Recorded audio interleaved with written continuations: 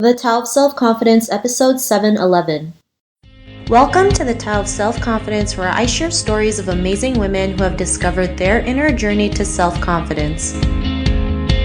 Visit our website at thetaoofselfconfidence.com. Your inner journey to self-confidence awaits. Well, hello, friend. Welcome to the Tao of Self-Confidence, where I share stories of amazing women who have discovered their inner journey to self-confidence. I'm your host today, Sheena Yap Chan, and today I have a phenomenal lady on the show today. She's a wellness blogger and an event producer, and I'm really excited to have her on and share her story with us today on self-confidence. So without further ado, I'm going to introduce you to Rhee. Rachel, how are you today? Maybe you can fill in a little bit more about yourself to the listeners. Hi, Sheena. Thank you so much for having me. Sure, I am Rachel. I am a wellness blogger, and I also help host wellness events around Los Angeles primarily. I started getting into health and wellness personally, I would say probably about 4 years ago at this point. It's not something that I really, to be quite honest, thought too much of outside of, got to get my sweat in, or I got to go to a cycling class. Wellness to me kind of just pretty much looked like going to the gym here and there. And even that, I was sort of viewing it in the mindset of I have to lose weight or I have to look a certain way. And over the course of time and just, as certain life experiences have happened to me, and, as I guess just kind of gained more insight into my own journey, I've realized that wellness is so much more all-encompassing than going to the gym, your outside aesthetic appearance. Wellness truly for me is something that happens from within. Awesome. Well, thanks for sharing that. And Rachel, what's your cultural background? I am Korean American. So my parents immigrated here around college age for them, and I was born here, and I have a brother as well who was born here as well. Awesome. Well, thanks for sharing that. And what'd be your favorite self-confidence quote? I think honestly, kind of just going back to my point earlier, confidence comes from within. And I think that a lot of times people think that confidence is something more external. And while, there's certain things that can help, like, putting on clothes that make you feel good and make you feel confident, that's definitely one way. But I think there's a lot of internal work that goes into building self-confidence. Thanks for sharing that. And I totally agree. Self-confidence is mostly an inside job. We really have to kind of dig deep and figure out, what's stopping us from taking action on what we want or how we can build confidence and keep going, especially just because confidence is such a lifelong journey. We have to learn to keep building it. So when things aren't going the way we want or we have a bad day, we have that confidence to keep moving forward. So thanks for sharing that great quote. And in your own words, how do you define self-confidence? For me, self-confidence is truly about finding the light that you have within. I think that is kind of just the theme that both you and I are touching on, is that it's not something that is a quick fix. It's something that takes work. It's a lifelong journey and path that we're on. And some days we feel confident, and some days we don't. But honestly, to really build self-confidence, it's all something that you have to work on internally, whenever you can at any point in your journey. Thanks for sharing that great definition. And Rachel, what was your life like before your discovery of self-confidence? I would say that I did not work on myself. It's so funny because when people meet me now, they think I'm so centered and I'm so self-aware and I'm confident and I'm all of these things, but that was very much not the case. I would say probably even 5 years ago, I was very much stuck in a cycle of just not being good to myself and really putting so much emphasis and priority over everyone else's needs but my own. And I wasn't paying attention to, how I was talking to myself every day. I was super self-critical, really judgmental on myself. And at a certain point, you kind of have to realize that you need to start letting go of all of those things that weigh you down inside that you're putting on yourself in order to really heal and to be able to move forward.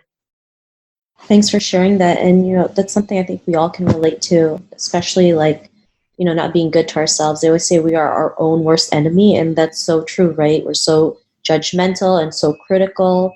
not realizing like we have to be our own best friend. And, the things you say to yourself is truly important because people don't realize our brain is like a hard drive, right? We have to feed it good things because if not, then, there's a virus that will pop in your brain and it spreads like if your computer gets a virus, right? It goes AWOL. And self-talk is so, so important.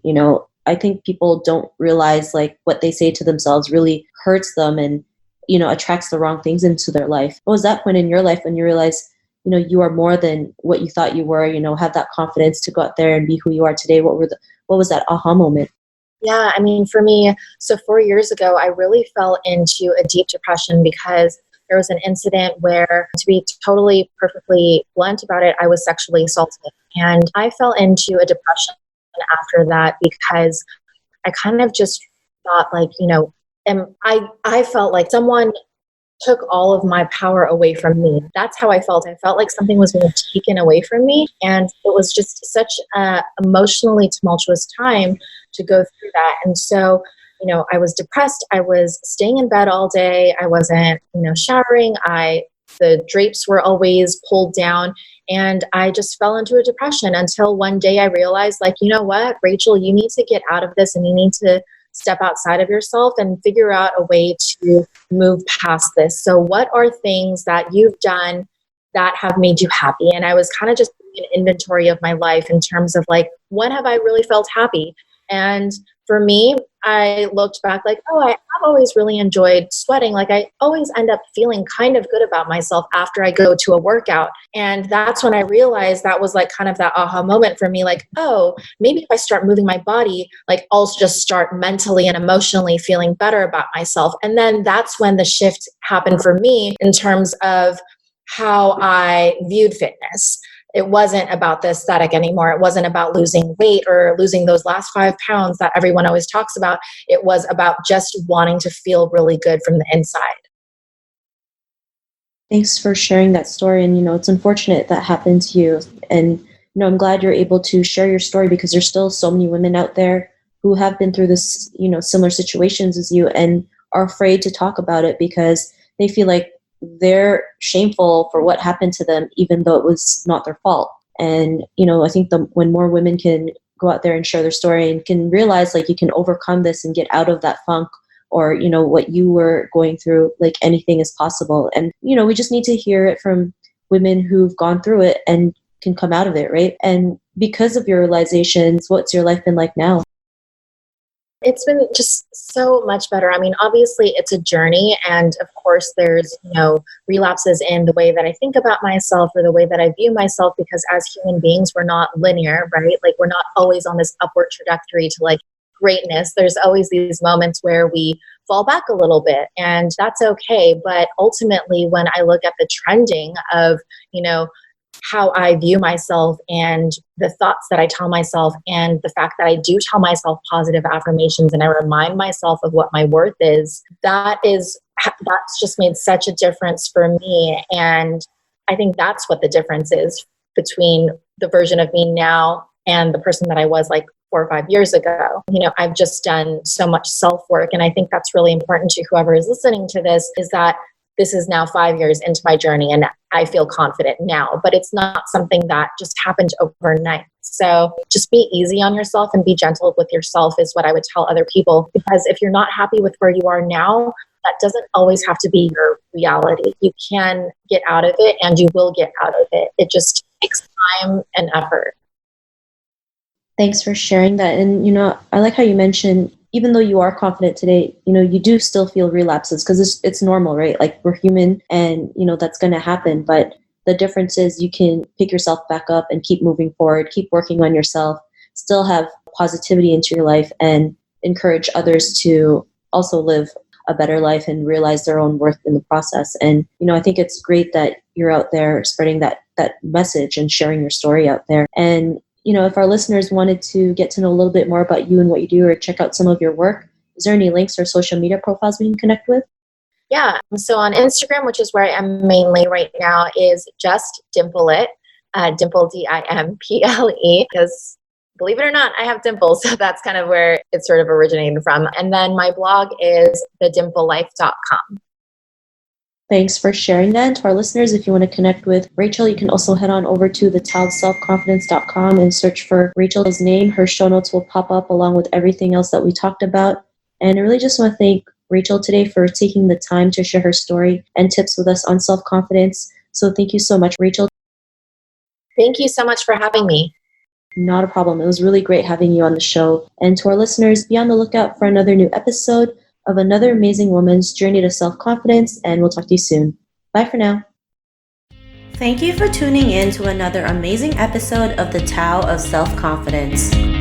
Get your free self-talk tape for building self-confidence by visiting our website at thetaoofselfconfidence.com. Your inner journey to self-confidence awaits.